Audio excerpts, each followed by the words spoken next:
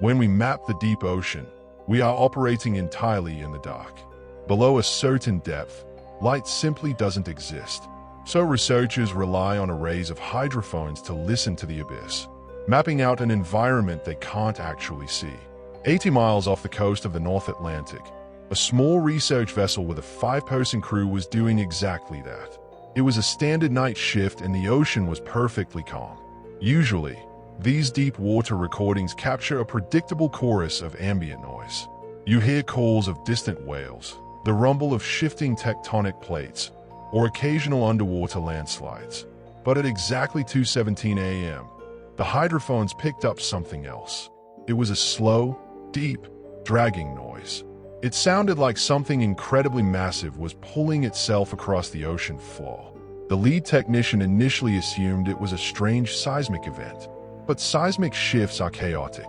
This sound had a steady, repeating rhythm, and geology does not naturally produce a measured, intentional pattern. The instruments pinpointed the origin of this noise in the deep pelagic zone, roughly 3,000 meters beneath the surface. For 20 straight minutes, the hydrophones recorded the exact same sequence. A long, heavy scrape against the seabed, followed by total silence, and then another scrape. This animated diagram shows how acoustic pressure waves travel through water. By analyzing the pressure intensity and the clarity of these returning waves, hydrophones can mathematically translate those variables into precise distance and depth measurements. Based on those precise depth calculations and the repeating scrape and pause audio, the data pointed to a singular conclusion. A massive entity was taking deliberate, measured steps across the abyssal floor. At 2:43 a.m., the signal frequency shifted. The volume intensified as the telemetry data confirmed the source was rising directly toward the vessel. This depth chart tracks the trajectory. Surging from 3,000 meters down, it quickly hit 600. Attempting this climb causes extreme barotrauma. This pressure gradient illustrates the drastic drop. Rapid depressurization causes fatal internal damage, meaning its physical resilience completely defies known marine biology. Then, the captain felt a faint, dull vibration right through the metal hull of the ship. They were in deep water, with absolutely nothing structural below them. The entity had traversed the 3,000-meter vertical gap from the ocean floor to the vessel, surviving a pressure change that should have been lethal to any organic life. At exactly 3:02 a.m., the electronic signal stopped. The hydrophones picked up no movement, no audio, and no static. Just absolute silence. Then came a single, sharp knock from directly beneath the ship. It was deliberate, striking the metal hull with intentional force. The captain immediately threw the engines into full gear to clear the area. But as the ship accelerated to its top speed, the knocks continued from directly beneath them. The entity was swimming now, perfectly pacing the vessel's maximum velocity. Suddenly, the ship's entire diagnostic system cut out. The cabin lights flickered twice before stabilizing, and instantly, the knocking stopped. The entity was gone. The encounter laid out a terrifying behavioral profile. The subject had transitioned instantly from a heavy, crawling gait along the seafloor to sustained, high-speed tracking at the surface, perfectly matching the evasion tactics of a motorized ship. The crew kept the engines running until sunrise, and eventually made it back to shore.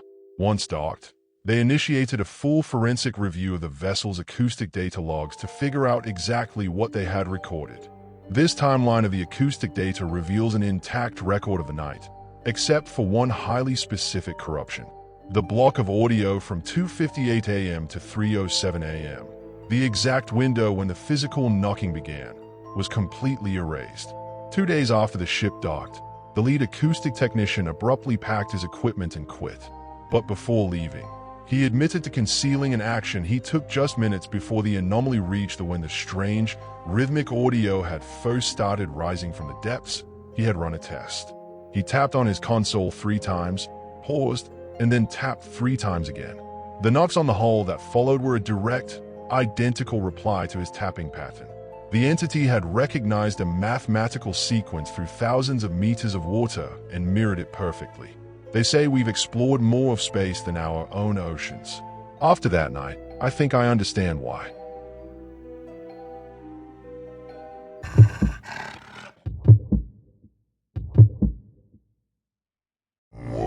"40 miles offshore, this industrial support ship serves as the primary base for deep-sea inspections.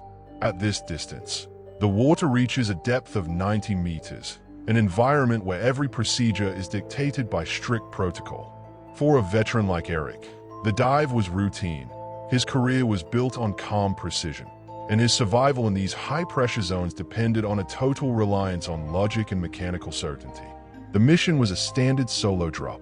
An underwater telecommunications cable was reporting a fault, requiring a visual inspection to determine if the line needed a simple patch or full replacement.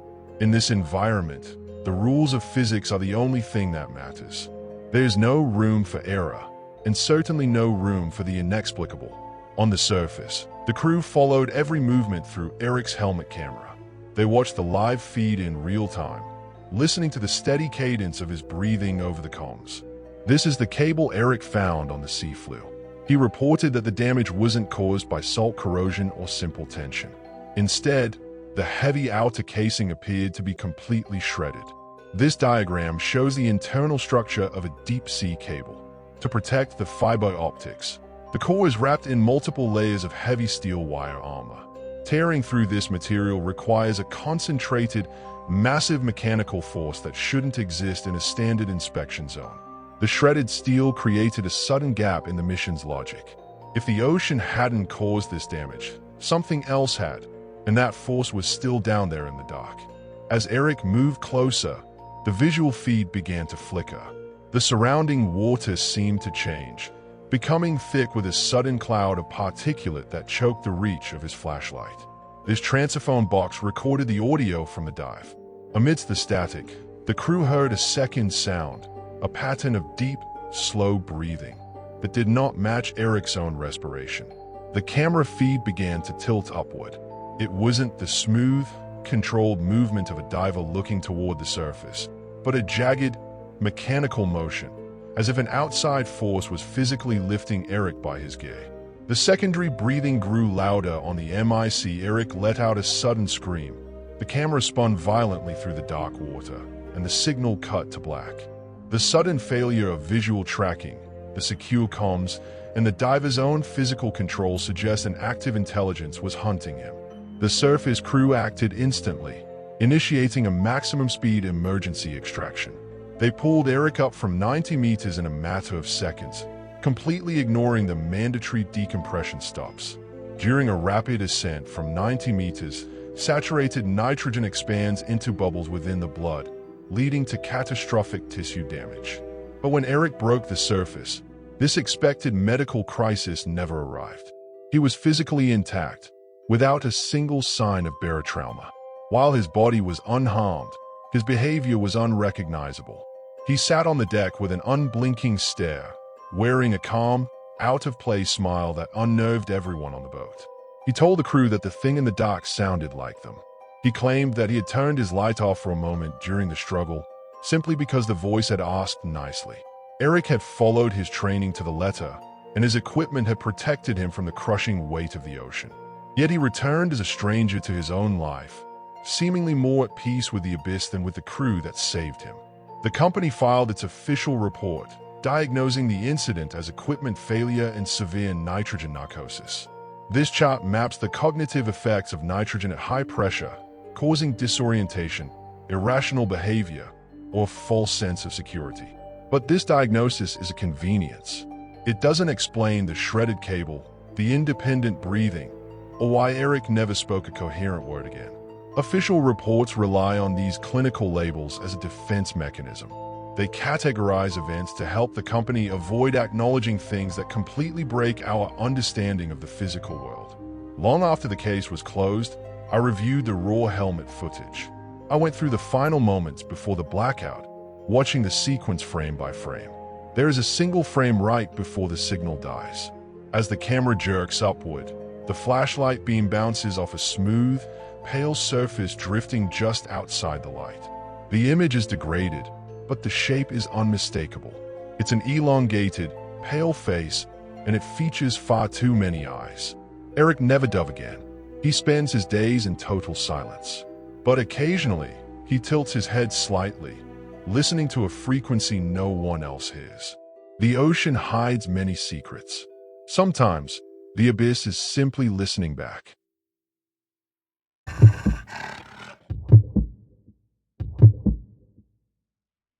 When a deep-sea submersible disappears, the official search and rescue timeline is rigid. You scan the last known coordinates, look for debris, and eventually make the tragic declaration of a total loss. But that timeline falls apart when, 72 hours after the vessel vanishes, an impossible audio transmission broadcasts on the sub's frequency. The dive was a privately funded expedition, tasked with mapping unexplored sections of the ocean floor. There was no media presence and no public tracking. It was entirely off the books, funded by a tech company looking for proprietary data. Inside the prototype submersible were two people, a pilot named Harris and a researcher named Lena. Above them, a dedicated support vessel monitored every system, tethering them to the surface through a continuous data feed. Because the operation was strictly private, the corporate backers controlled the information flow. When the vessel disappeared, they had the authority to seal the logs, making it easy to bury the specifics of what Harris and Lena encountered. The initial phase of the dive was unremarkable. Communications were clear, the descent was stable, and sensors showed a routine mission. There was no sign of the structural fatigue that typically precedes a hull failure.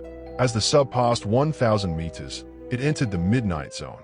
Natural sunlight disappears, leaving the crew dependent on external floodlights. The altimeter continued downward, crossing 2,000 meters, where external data drops to zero, operating beyond standard exploration limits. The crew was separated from the surface by miles of crushing water. Even with state-of-the-art equipment, they were in a state of absolute physical isolation.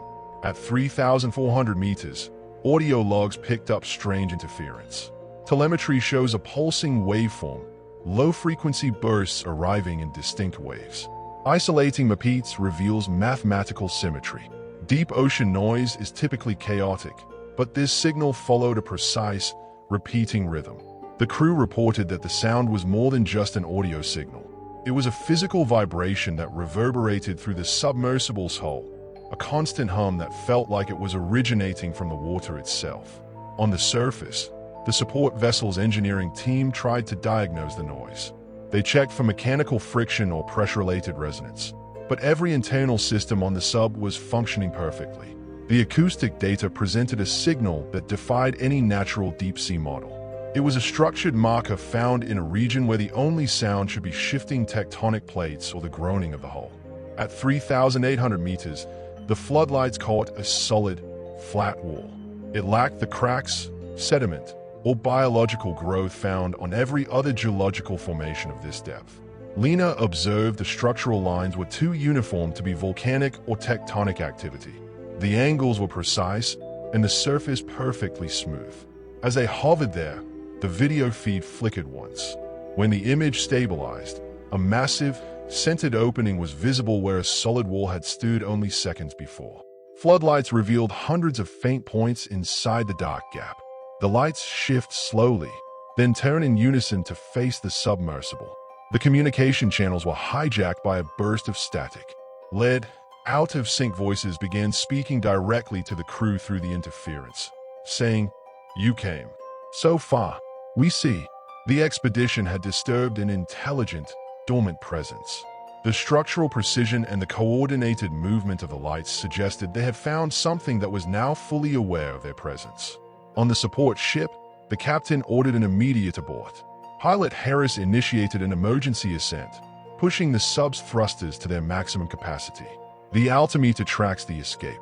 As depth numbers rapidly count upward from 3,800 meters, proximity sensors show those lights accelerating from below. At 3,600 meters, sensors record a massive impact. Telemetry fragments and the feed shatters into static as the hull is struck. The final frame of the video feed captured a biological shape of immense scale. The lights weren't bioluminescent organisms surrounding the entity. They were eyes embedded directly into its physical structure. The sub's disappearance was total. Every emergency beacon and backup channel went silent simultaneously, leaving no trace of the vessel on any monitor. Search teams spent days scanning the coordinates. They found empty water. There was no oil slick, no floating debris, and no acoustic ping from the black box. The corporate backers released an official incident report to satisfy the authorities. This document concluded that the sub suffered a catastrophic pressure failure, officially closing the case. 3 days later, the support ship's receivers picked up a corrupted signal on the sub's old frequency. It was a recording that the official timeline said could not exist. Filtering the noise revealed a final broadcast from Harris and Lena. Their voices were interrupted by the same lead, out-of-sync voice recorded at the bottom of the trench, telling the crew to stay below. The recording ends with a final acoustic marker.